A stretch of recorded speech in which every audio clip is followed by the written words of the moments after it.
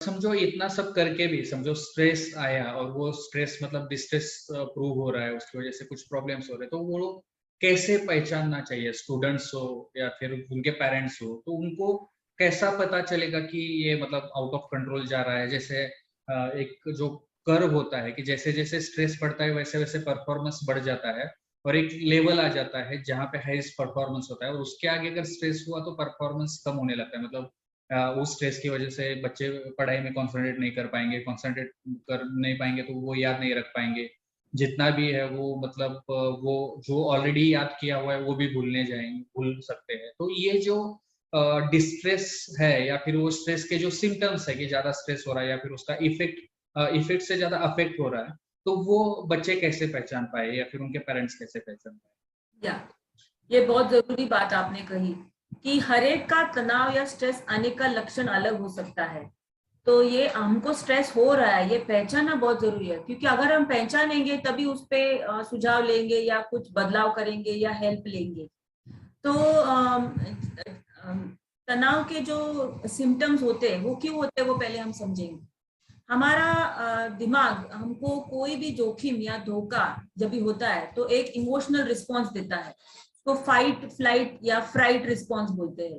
जैसे कोई तेंदुआ आपके सामने आ गया तो हम डर जाएंगे, तो मेरी जिंदगी को खतरा है, तो मैं या तो उससे लड़ूंगी या तो भागूंगी। अगर और ये जब नहीं होता है और मैं कुछ भी नहीं कर सकती तो मैं डर जाती हूँ। तो डर से सिर्फ उधर खड़े रह के और कुछ भी नहीं करना, इसमें इसके कारण होता क्या है, हार्ट रेट बढ़ती है, हाथ पैर फूलने लगते हैं, कंपन महसूस होता है, पसीने छूटते हैं, ज्यादा सोच के कारण कभी कभी नींद पे असर आ जाता है, भूख कम हो जाती है, बार बार नकारात्मक ख्याल आते हैं, कभी कभी किसी को उल्टी जैसा सेंसेशन लग सकता है, किसी को बार बार टॉयलेट जाने की इच्छा हो सकती है। तो ऐसे सब सिम्टम्स दिख सकते हैं। तो अगर आपके बच्चे में बार बार ऐसे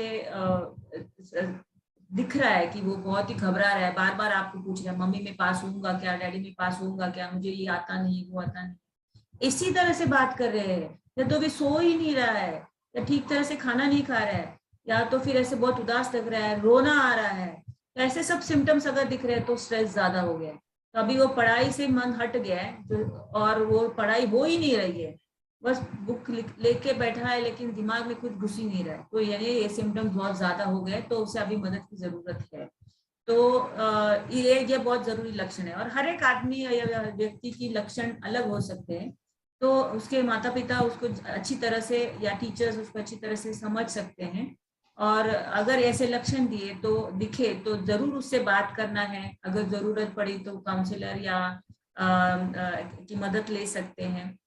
उससे टेंशन या तनाव डेफिनेटली कम हो सकता है।